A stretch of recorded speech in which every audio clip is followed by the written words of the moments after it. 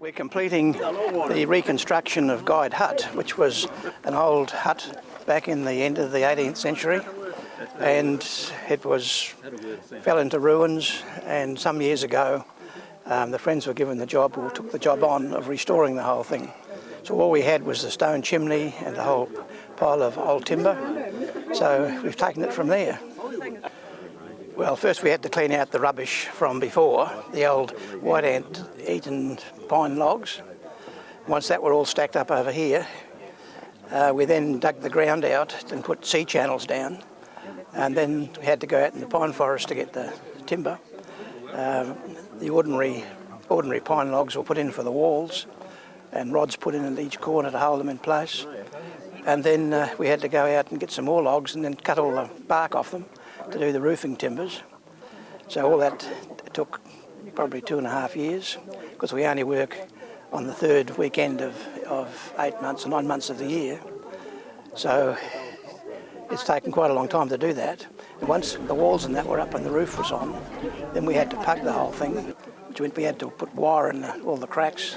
And then that was a big learning experience because no one had done pugging before. So we managed to get that lot done, as you can see. And then we had to put the floor in, but we had to go halfway back to Oraprinta to get all the slate for that. So that was another big undertaking, carrying truckloads of slate around, then putting it in, and then we had to put the grouting in them, clean it all off, doors and everything put on, and that's what you see today.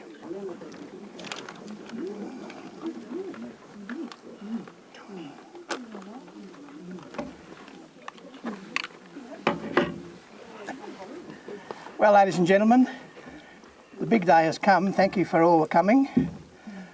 And I'd like particularly to welcome back to his old place, Laurie and Rhonda.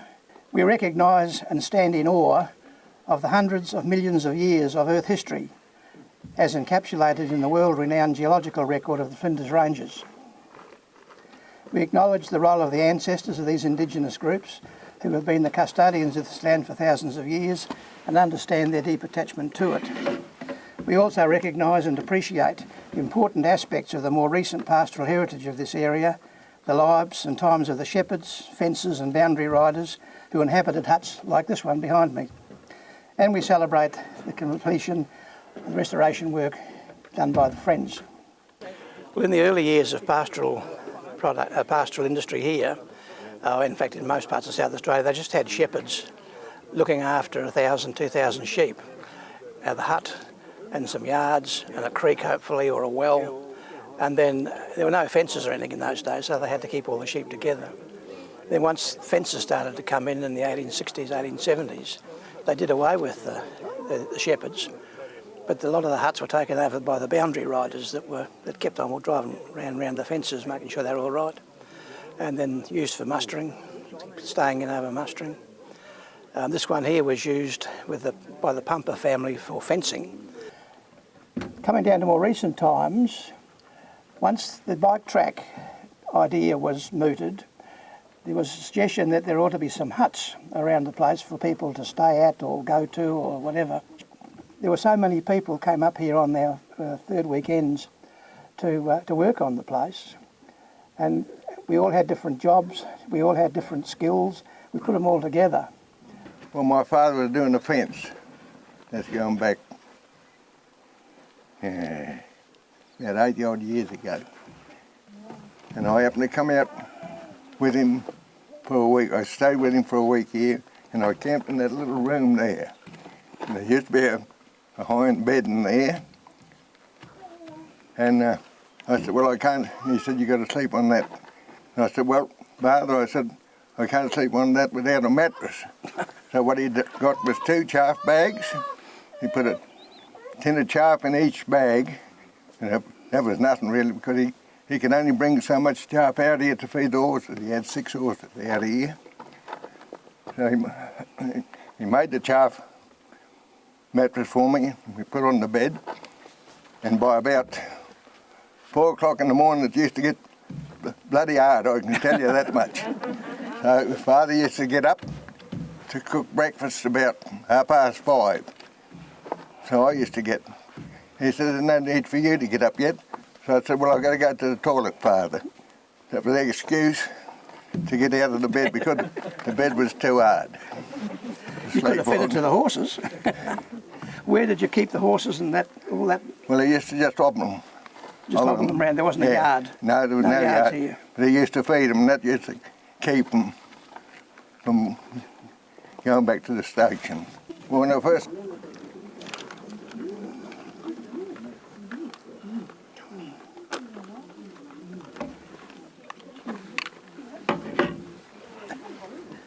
Well, ladies and gentlemen, the big day has come. Thank you for all coming. And I'd like particularly to welcome back to his old place, Laurie and Rhonda. Saturday I was a station hand.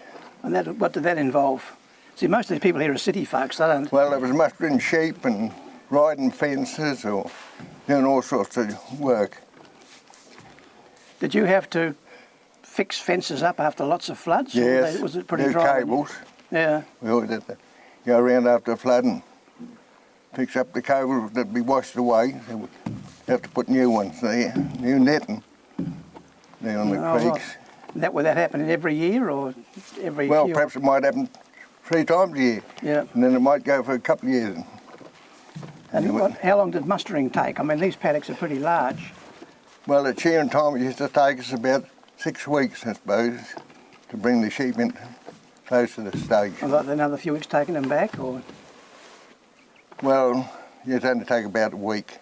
Yeah. Or less. You could let them. They were lighter then, weren't Yeah, they? let them go into different paddocks and just go and take them out of a paddock. But sometimes you take them straight from the wool shed to their paddocks. So did you have to take all the sheep from Pandapina into Oraparuna? Yeah. Well, And that's why it took you so long. Yeah, well, that's why they divided these paddocks up. So this used to be, there's one, and that one used to be all one paddock. Right. Used to be a big paddock, and it used to take them about 3 or 4 days to muster it. So they divided. And how many blokes would be doing that? Mustering? Oh, about six or seven. Oh, roast and stews and All lamb, or mutton? all for mutton, yeah. That's all we had in those days. Or salt meat. Cook that, yeah. How long were you doing this? How many years were you? Oh, well, 25 years, I guess. I was there. Who made you work in the cook kitchen for 25 years? I reckon it wasn't hard. She was cook, bookkeeper and everything at the same time and teaching the 2 girls correspondence. What did I say And doing the about what? amazing women who behind the men on these stations? And doing the washing. Yeah. Well, there was nobody else to do it. And Thanks, Tony.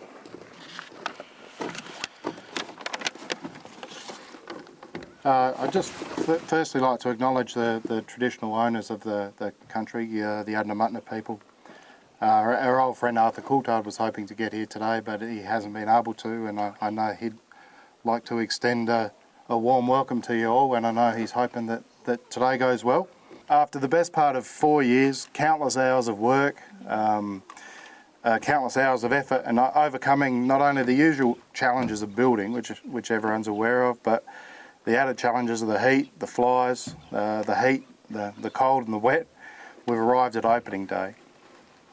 So the aim of the project was pretty simple, and it was to rebuild a historic hut and provide a suitable rest stop and lunch stop and an emergency shelter for all the visitors, the cyclists on the Flinders by Bike loop. Australia doesn't have the depth of built history that you have in Europe and other parts of the world. If you've been there, you can walk through buildings that have been there for thousands of years, and there is a sense of awe in that. For us, that history is in the natural history, and we know that, particularly in the Flinders Ranges. But what is so special is the built history and the cultural history of these areas since Europeans have been here. And it's not to take away from the Aboriginal heritage at all, in any way, shape or form. But you do need to acknowledge what's occurred since Europeans have come. Projects like this play a really vital role in capturing that history. And the work that the Friends have done as a part of that is absolutely critical, because if the friends don't do it, the facts are, the sad part, no one else is. So from me to the friends themselves, thank you very much. To our very important special guests, thank you for being a part of that history and coming along today and sharing it. To our neighbours and other community members, we are in this together, whether we like it or not, and we've got to find new ways to work collaboratively to deal with the challenges that we've got in our community. So thank you.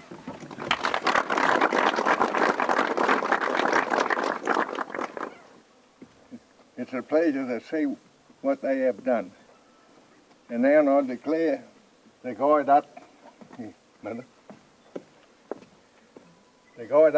open.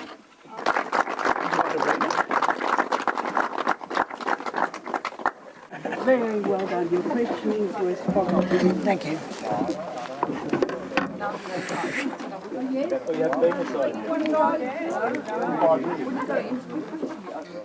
Well, there are friends groups in most of the parks.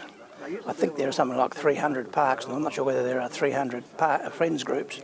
We're just volunteer organisation that help work in the park, help the rangers to do whatever job has to be done.